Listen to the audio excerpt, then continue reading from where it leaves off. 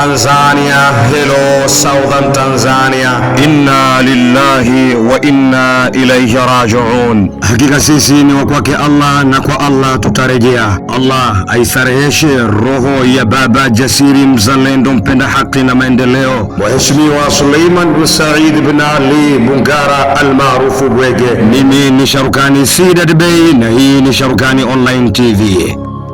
Tuache mambo ya uchama. Tuache mambo ya uchama. Wangapi walikuwepo mwako wapi sasa? Wangapi?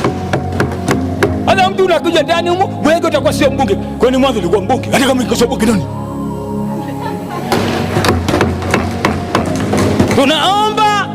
Tunaomba usalama wa nchi yetu, amani ya nchi yetu. Na amani haipatikani bila haki. Amani haipatikani bila haki.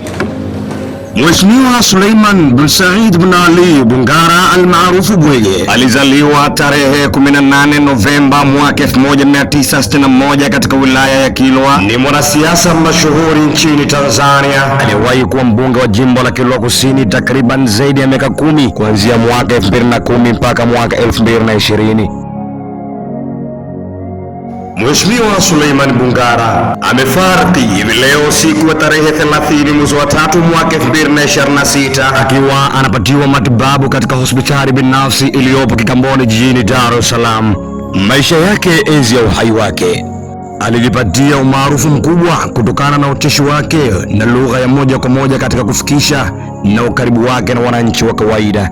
Hali hii ya kuwa karibu na wananchi wa kawaida ni jambo ambalo lililomfanya kuelewa kwa undani zaidi changamoto za wananchi wa vijijini, hasa masuala ya umaskini, huduma za kijamii, miundombinu duni. Hali hizi zilichochea hamu yake ya kuingia kwenye siasa ili kuwatetea wananchi. Safari yake katika maisha ya siasa, aliingia rasmi katika siasa kupitia chama cha upinzani yani CVC United Front CUF, chama cha wananchi kafu. Alichaguliwa kuwa mbunge wa Kilwa Kusini kupitia kafu, na kipindi chake cha utawala kilijulikana kwa mambo mbalimbali muhimu kama vile kuibua hoja zilizokuwa mzito bungeni, matumizi yake ya lugha ya wazi iliyowavutia wananchi wengi, na kusimama kidete kuikosoa serikali pale alipohisi kuna mapungufu na dosari. Lakini vile ukiachilia mbali kuwa kwake mwanachama wa chama cha CUF yani chama cha wananchi kafu, vile aliwahi kuwa mwanachama wa ACT Wazalendo, na hivi karibuni, siku chache mwishoni mwa maisha yake, alitangaza kujiunga na chama cha demokrasia na maendeleo Chadema. Ila tu yasemekana kuwa zilibakia tu zile process ndogo za ukamilishaji wa ukabidhiwaji wa kadi. Lakini vile ujasiri wake na maisha yake ya kisiasa hayakuwa ni ndani ya Tanzania pekee, bali alisafiri mpaka Kenya kwenda kumpigia debe mgombea urais aliyefahamika kama Raila Odinga. Na mwamba huyu jina lake safari hii likaendelea kusikika mpaka nchi jirani. Urithi wake aliyouacha katika jamii.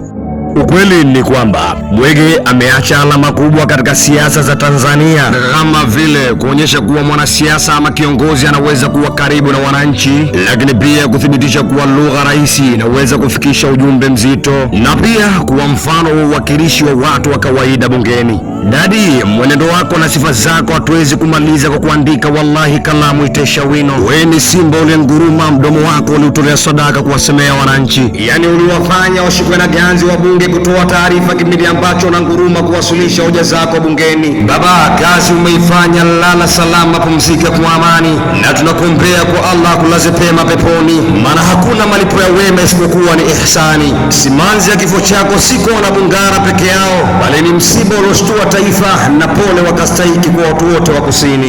Inna lillahi wa inna ilayhi raji'un.